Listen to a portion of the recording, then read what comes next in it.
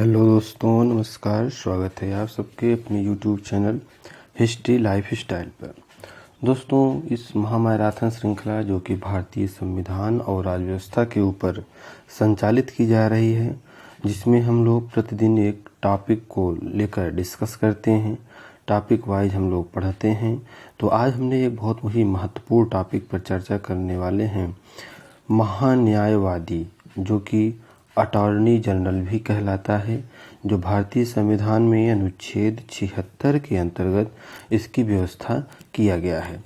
अब महान्यायवादी क्या है, महान्यायवादी का पद क्यों बनाया गया है, इस पद पर रहने या बनने की योग्यता क्या है, इसका अधिकार क्या है, इन सब चीज़ों के बारे में आज हम लोग विस्तृत रूप से जानेंगे, समझेंगे, जो कि जीएस/जीके का एक बहुत ही इम्पोर्टेंट भाग है। कोई भी वनडे एग्ज़ाम हो, उसमें ऐसे क्वेश्चन बार बार पूछे जाते हैं। तो चलते हैं, आज हम लोग समझते हैं कि इस पद को क्या ज़रूरत है या इस पद पे रहने के लिए क्या योग्यता होनी चाहिए। तो सबसे पहले ये समझिए कि जो महान्यायवादी होता है, देश का सर्वोच्च कानूनी या प्रथम विधि अधिकारी होता है। विधि माने होता है कानून का अधिकारी, कानून का ज्ञाता, कानून का सबसे बड़ा जानकार। ठीक है, ये तो महान्यायवादी का अर्थ हुआ कि ये जो है देश के संविधान यानी देश के कानून के बारे में सबसे बड़ा अधिकारी होता है। अब इसका कार्य क्या है, ये भी हम समझेंगे। वह भारत सरकार को कानूनी मामलों में सलाह देता है। पहली बात इसको समझिए कि यह क्या करता है, जो भारत सरकार होती है यानी जो केंद्र सरकार होता है, किसी भी ऐसे न्यायालयीय मसलों पर, जिसके मुद्दों पर सरकार को सलाह की आवश्यकता होती है, तो वह महान्यायवादी के सलाह की फॉलो करता है। परंतु वह अपनी राय को भारत सरकार पर थोप नहीं सकता। यानी कि अगर यह राय दे रहा है तो ज़रूरी नहीं है कि केंद्र सरकार इसकी राय को माने। आगे है, अगला कार्य क्या है, वह भारत सरकार से संबंधित मामलों में किसी भी न्यायालय में सरकार का पक्ष रखता है। इस बात को भी ध्यान रखिएगा कि अगर मान लीजिए कि भारत सरकार कोई मुकदमा लड़ रही है किसी व्यक्ति से या किसी राज्य से या किसी प्रदेश से, तो भारत सरकार की तरफ से जो वकील होता है, आप ऐसे समझिए कि जो वकील होता है वह कौन सा होता है, महान्यायवादी होता है। इसका कार्य है कि यह भारत सरकार के मुद्दों को सुलझाए। आगे है, राष्ट्रपति द्वारा जो कोई भी मामला उन्हें सौंपा जाता है उसमें सलाह देता है। राष्ट्रपति भी यदि कोई मुद्दा, कोई बात, कोई समस्या जो कि कानून से जुड़ा हो, न्यायालय से जुड़ा हो, तो उसको जो है जब इन्हें सौंपते हैं तो वह इसमें सलाह देता है। यह भी उसका एक महत्वपूर्ण कार्य है।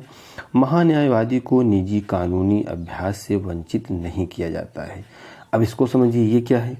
देखिए, जो महान्यायवादी है एक तरह से ये भी वकील ही तो है ना, बस अंतर ये है कि ये केंद्र सरकार का वकील है।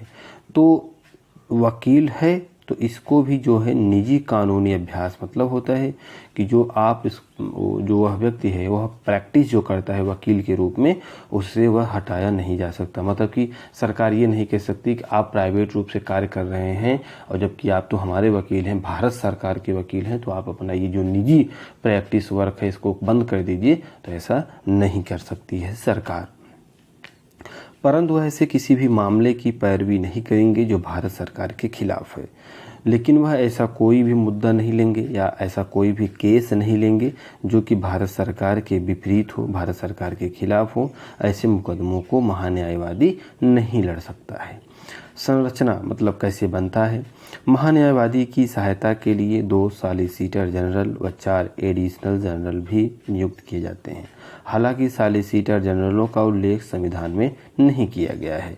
इसका मतलब हुआ कि महान्यायवादी की जो सहायता करने के लिए एक समूह बनाया जाता है, जिसमें 2 सॉलिसिटर जनरल होते हैं, 4 एडिशनल सॉलिसिटर जनरल होते हैं। आगे है, अधिकार क्या है, मतलब इनके पावर क्या है। पहला अधिकार है, संसद के दोनों सदनों या उनके संयुक्त बैठक और संसद की उन सभी कमेटियों में जिसमें वह सदस्य के रूप में नामांकित हो की कार्यवाही में भाग ले सकता है।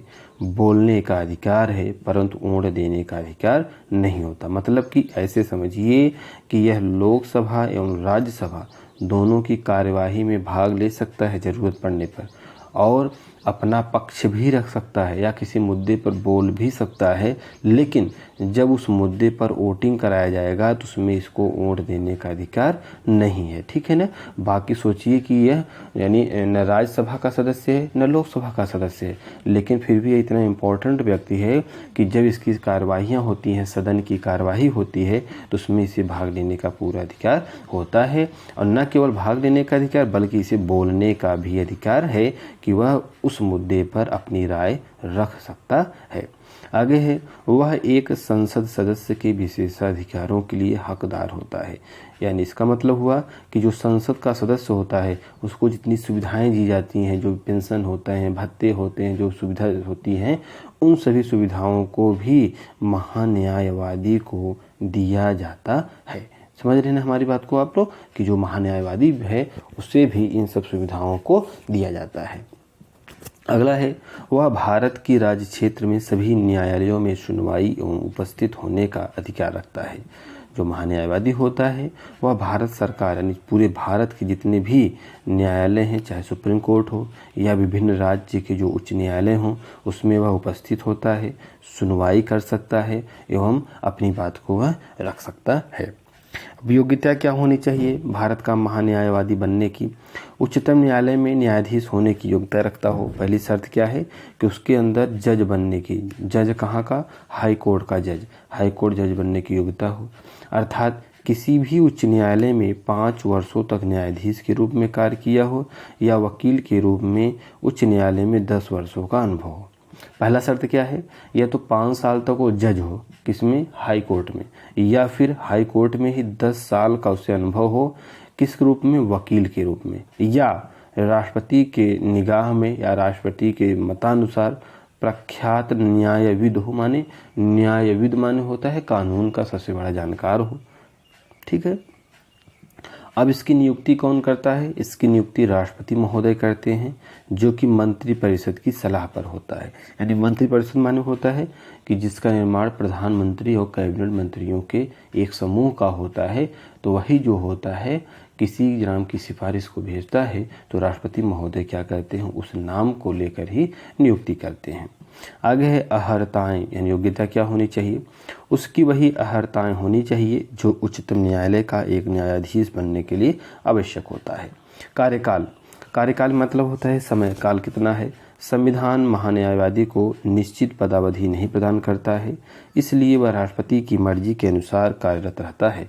मतलब कि राष्ट्रपति जब तक चाहे तब तक महान्यायवादी अपने पद पर रह सकता है और उसे किसी भी समय राष्ट्रपति द्वारा ही हटाया जा सकता है।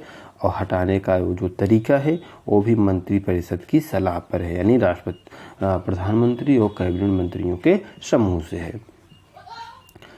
अगला है, पद मुक्त होने के पश्चात वह केंद्र या राज्य सरकार के अधीन नौकरी के लिए अयोग्य हो जाता है। इस बात को भी ध्यान रखिए कि जब वह अपनी नौकरी से छूटता है, पद से मुक्त होता है, तो वह केंद्र या राज्य सरकार दोनों की नौकरियों को नहीं कर सकता है। इस बात को भी आप लोग गौर करिएगा। ठीक है ना।